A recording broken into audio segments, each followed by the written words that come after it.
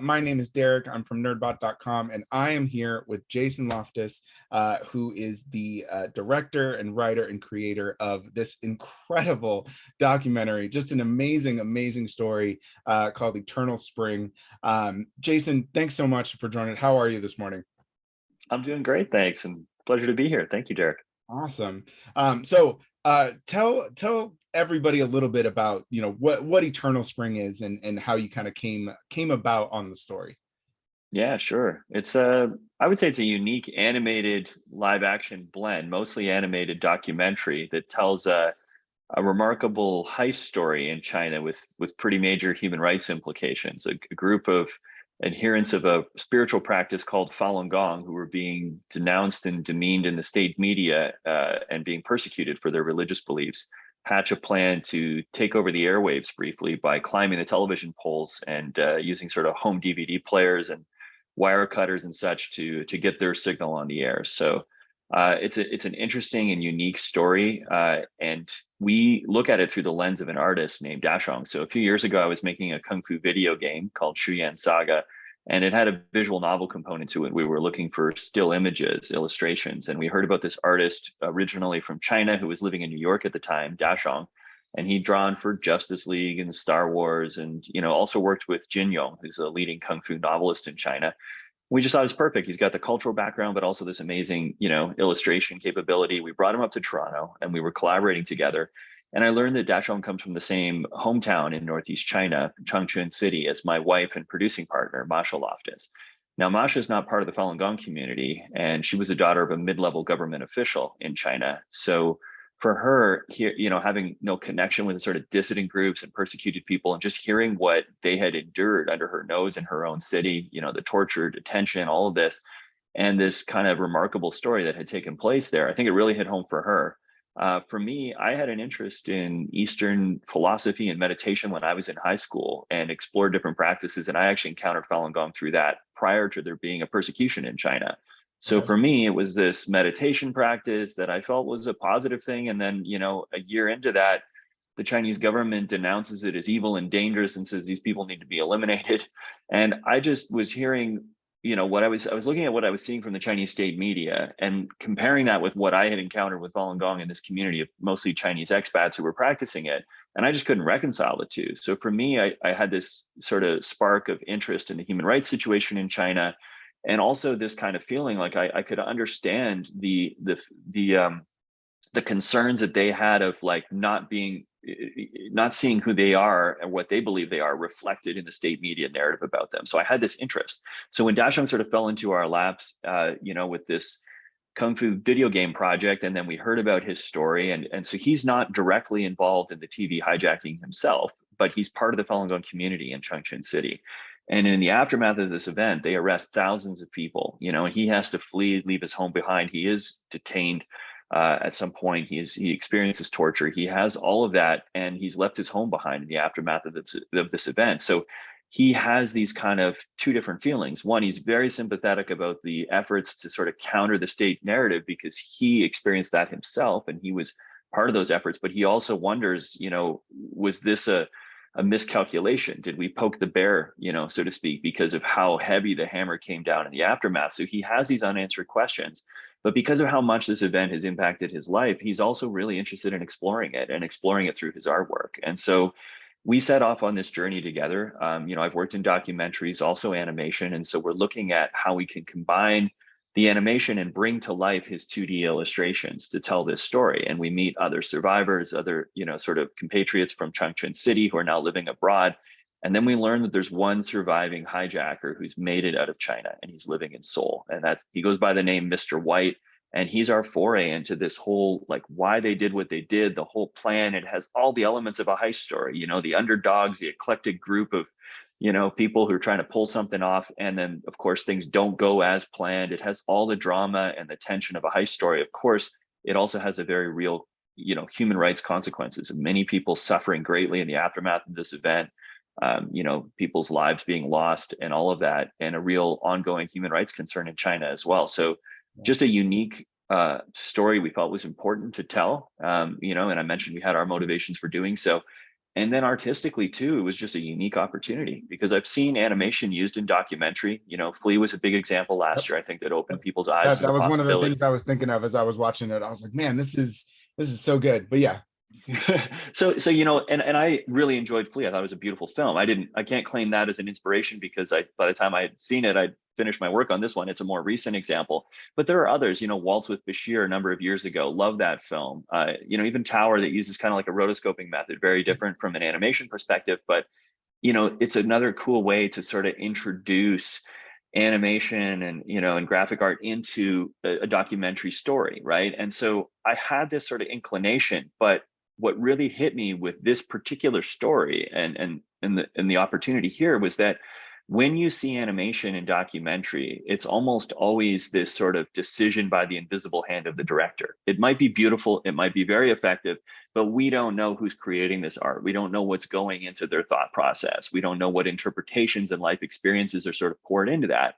And for me, this was an opportunity to pull back the curtain because we've got an artist who he draws so evocatively and he conjures immediately this sense of his own personal experiences and all of the emotions and stuff that have gone into his life story in his drawings, but he's like totally intertwined with this event and he wants to understand it through his art. So that's why we have an element of live action, is that we get to see this artist meeting other survivors and we see this kind of like shared experience of them like reminiscing and him learning more about the story and the motivations and drawing it as he does, and that artistic process helping him to face his longing and nostalgia for his lost home, that the pain of trauma and torture that he's sort of got buried within inside himself, as well as he faces these difficult events in his life, and then how the artistic process can kind of help him to come to a new understanding and heal. And I think that was just a beautiful opportunity because it shows the power that art has, and that's what we were trying to reflect on screen here.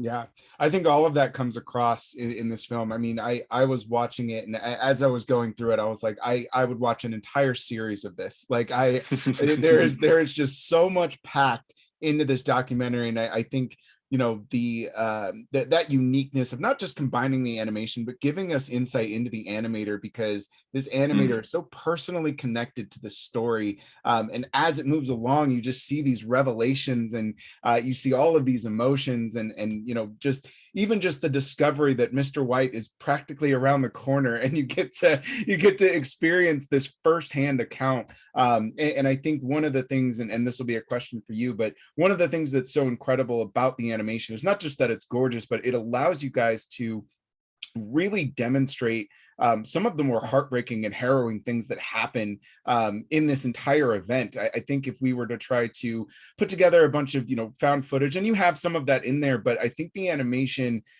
it doesn't necessarily soften the blow, but I feel like it allows us to resonate with it a little bit more. We can see that Yes. these things are horrible. They're horrifying, but we're not so taken aback by it that we can't engage in the story and we can't feel like it's tugging on our heartstrings. And so I wanted to ask you not just about that, but how difficult was it for you to actually put this thing together? I mean, look, I know we're in the US or Canada, but like China's got a footprint, man, and people don't go against China very often.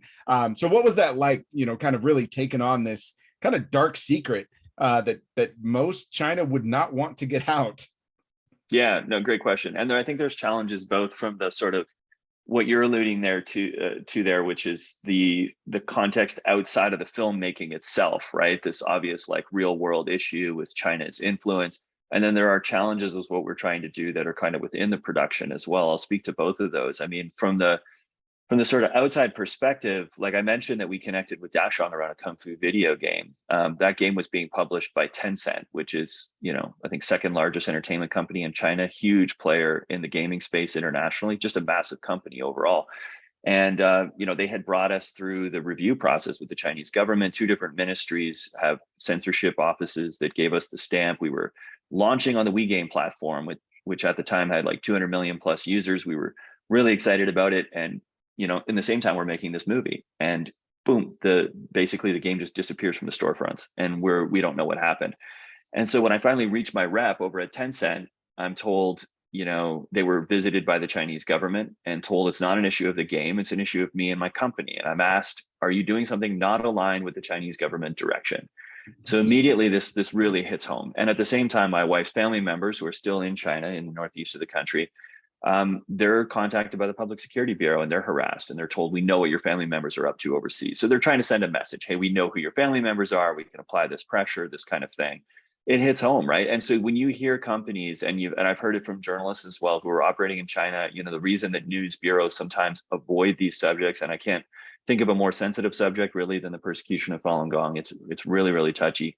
They'll avoid this subject in part because of the sensitivities around it and the potential implications to losing a news bureau, facing issues with the authorities. It's like those things are real, and we see it with Hollywood and the entertainment space. It's like there's certain subjects we just don't tackle if we want to keep those business relationships and working relationships. So I wasn't naive to that.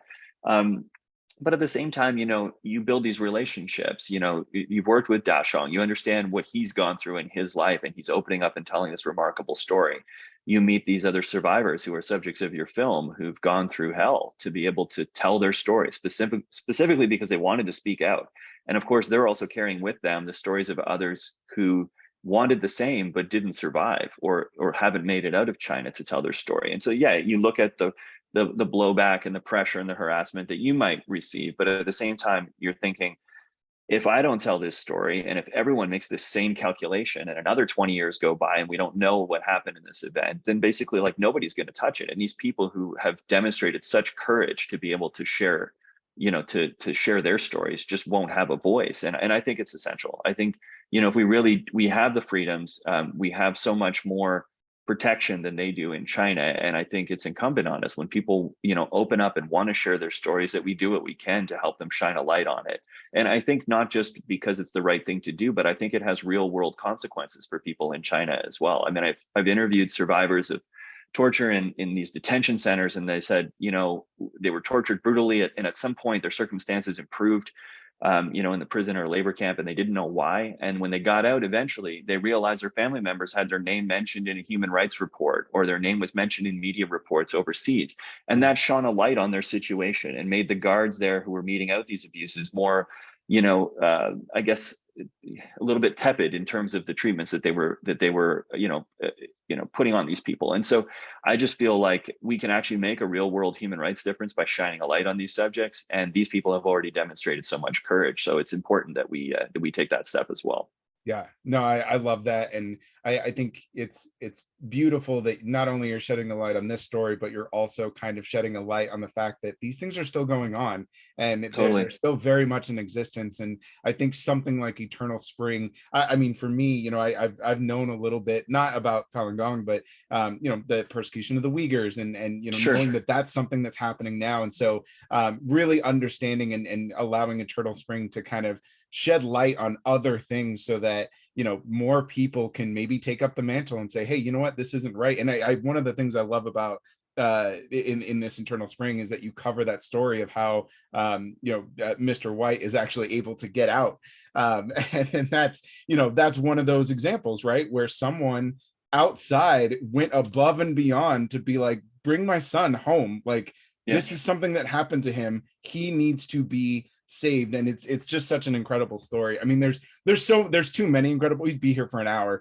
if we wanted to dissect each individual one, because there's just so many. So of all the characters, and this isn't a question of like which one's better or anything like that, but of all the characters that you kind of represent, which character do you really feel like connected with the most, the story wise? Yeah, I think there's kind of like a shared protagonist in this film. I mean, obviously, the point of view, sort of main character in the film is Dashong. He's our lens through all of these events that everyone can sort of witness this. And I think it was perfect that Dashong had questions going into it, because a lot of people watching this will have questions. Was this a wise idea, right? Is this maybe, hey, if you stand up and defend your spiritual practice, but if you're killed, you can't practice your spiritual faith. So is this overzealous? And, a lot of people have these questions at the outset. And I think, I have some of these questions going into it, right? And as you go through this process and Dashong meets these people, you begin to understand how important it was to strike at this narrative of hate, because it underpinned the abuses that everybody was suffering. And so even if they personally paid a really high price for doing it, they didn't seem to regret it. They still felt that this would have going forward, a big impact, because the people who've witnessed what they broadcast can never unsee it, which means they can never look at the Chinese state media propaganda the same way. And that doesn't necessarily at the outset instill them with the confidence to stand up to the Chinese government, but they might be less willing to turn in their neighbor if they see them practicing Falun Gong, because they've kind of burst this bubble, Yeah. this idea, so, of the people here, I think Dashong's journey is very important because it connects us with these events and kind of like allows us to experience that. But in terms of who is really the driving force in the film, it's this shared sort of protagonist between Liang and Big Truck. And, I know I'm endeared to both of them. I find them both really interesting. Big Truck is this, immediately on screen, you get a feeling for who he is because he's this like quiet, big tough guy, but with a real soft heart inside. Yeah. And I think people can immediately sort of feel that and really resonate with him. His But in the artwork same, too just really demonstrates everything about that character, where you see yeah, this big giant imposing guy who's just full of love. Like he just has nothing but love in his yeah, heart. Yeah. totally. So Dashong would mention this, actually was a question this weekend when we were opening at Film Forum and we did some Q&As, just this whole question around superheroes, which is what he often draws, and then these sort of real life heroes. And he said, yeah, the only one who really looks like a superhero here is maybe Big Truck, because Yeah. he is this kind of like large, imposing character, right?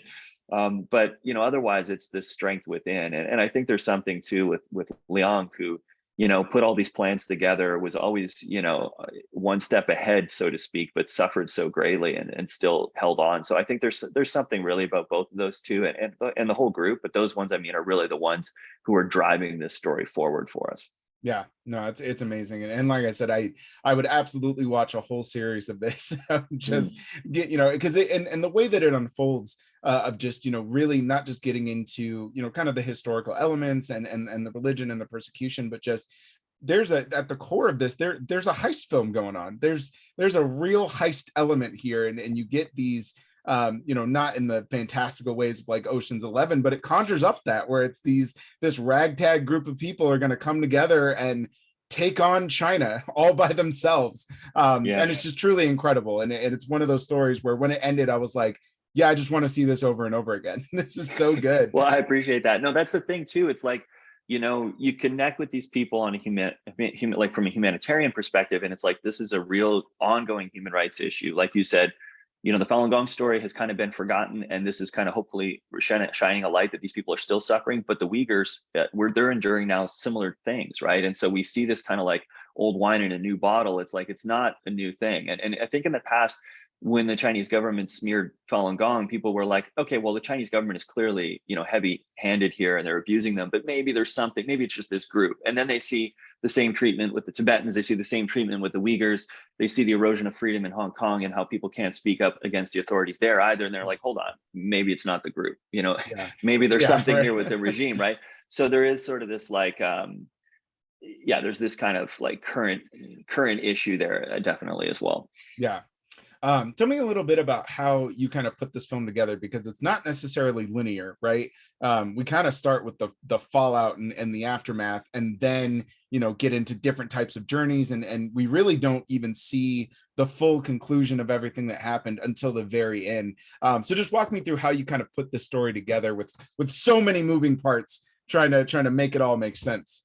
Well, there was a heist story that you were talking about, right? And so that was, for me, it's like, there's, and I sort of forgot, I wanted to mention that as well. It's like, there's the humanitarian motivation for doing this, but there is this, like, all the elements of the heist story, it's like this, the plan that doesn't go as planned, and the eclectic group of like underdogs and all this type of thing. But in terms of how to structure it, then it's like, that there's that, like, that is going to be a sort of driving piece of things, and that's going to be obviously a key thing for audience interest that brings them in, right?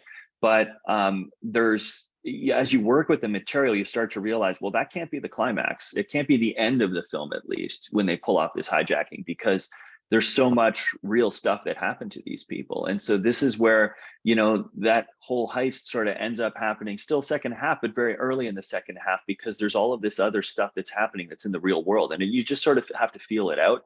I think the other thing that was a challenge here that required some thinking through was the fact that, you want to give people enough context. People need to know kind of what was going on, but they don't want to be like they don't want to be going through a history lesson. So how do you sort of tease and bring people into this world, introduce enough, raise enough questions, and then kind of like fill in the gaps and just what people need to be able to follow, right? And so the news archival was helpful, but it was really key, I think, for me.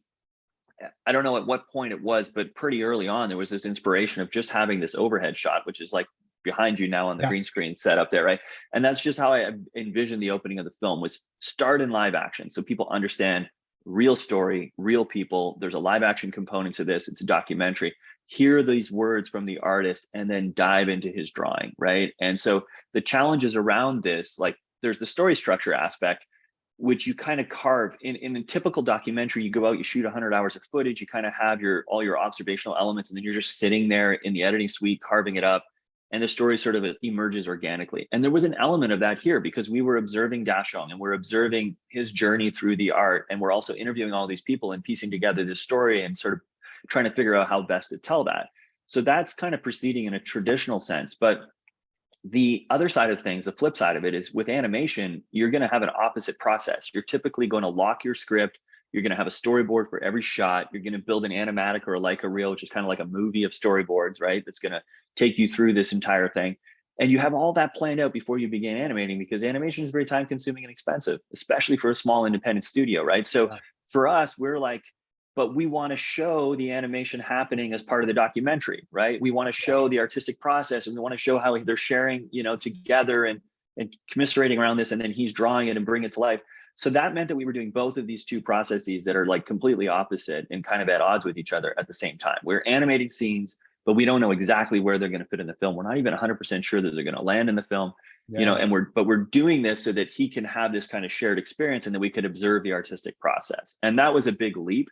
But I think it was only because of that, and because of like having a small team, but like a really capable, passionate team who shared this vision. Our animation director, David Saint-Amand, Yvonne Pinard, who's the producer who was overseeing the animation pipeline, like really trying to find a way to make this work. And I think the other related challenge and aspect of that was, how we bring Dashong's beautiful, evocative, but 2D illustrations. How do we bring those to life in a way that feels like you have a sense of place, like you're really immersed in his mind and immersed in this environment?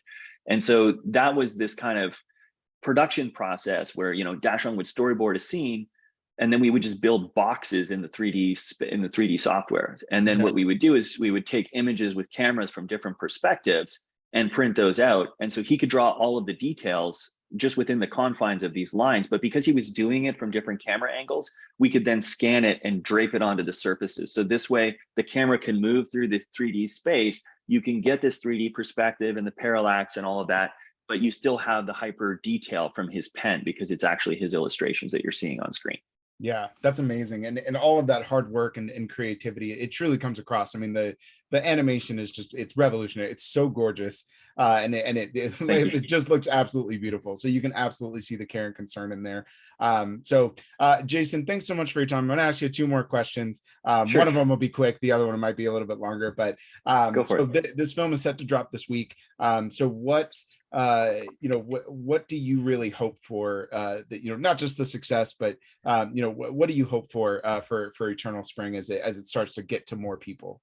Yeah, there's both sides here. So like one is, you pour yourself in as a creator and as a filmmaker, and you just want to share your film with the world. And in this case, we were working with an artist who's got a very unique talent. And so we started to build these things and put things on screen. And we were like, what, this is made for the big screen. And so, we made it in scope format, 239, cinema 4K. We're just like, this has to be appreciated on the big screen. And so there was a lot of anxiety during the pandemic because we're like, everything's closed. But fortunately, this took us so long to finish. By the time we finished, everything was opening back up. And so I'm really happy, we're with 75 different screens with AMC across the US and pretty much every major center now. And so I just love that people can see it. I hope people will come out and experience it. And then there's kind of this other layer aside from like the filmmaker and the artistic expression side of things, is that you really feel with people who died trying to speak up that you're also sort of carrying their message on. You know what I mean? Like they tried to break through the noise and send and sort of interrupt this message of hate and division with the kind of message of love and understanding. And you feel like you're carrying that torch for them to a certain extent, and you want people to hear that message. And it's Obviously it's about them and the Falun Gong community and what they've experienced, but I think there's something that's universal in it as well. I hope that people can come away and say, hey, you know what? It's really important that we give people an opportunity to speak. It's really important that we look past divisions and all of this type of thing and have more understanding between each other. And I think there's something really hopeful despite all of the pain that's in there that I hope people can take away from this film. Yeah, no, I love that. And you do leave with a little bit of hope in there, even though it is such a sad story. All right, last question for you, a little out of the box, but I always like to ask this. What has been your favorite film that you've seen this year? Aside from Eternal Spring, obviously. Favorite film that I've seen this year. I really enjoyed Writing with Fire. I connected with the filmmakers. It's another documentary. It's a very different film, obviously. It's live action, but also a beautiful story about people who, are kind of put in this box and branded as sort of the underclass, the untouchables. It's the women in India who founded a feminist newspaper when they were on the basically in the untouchable class, right? And so even though the caste system doesn't exist officially, they're still essentially, and there's just so much bravery. And I thought it was a beautiful film, and it was a film that really just let us observe these people and see the humanity and see that their courage, but in a very positive sense. And I was touched by it. So I think that's one that's been sort of hanging in my head as I've gone on this tour. And it always helps too when you meet the filmmakers. I end up seeing a lot of films by other filmmakers on the festival circuit. I don't have a lot of time for like home Netflix movies and stuff. Right. But I see other people's work, and then I think it means more because you understand the process that went into it. Yeah. Awesome. Well, Jason, thank you so much for your time. I have very much enjoyed this conversation. I hope everybody gets a chance to see Eternal Spring because I was definitely touched by it. So thank you so much. I appreciate you, and I look forward to every existing project that you have coming out. Thanks so much, Derek. Appreciate it. Have a great day.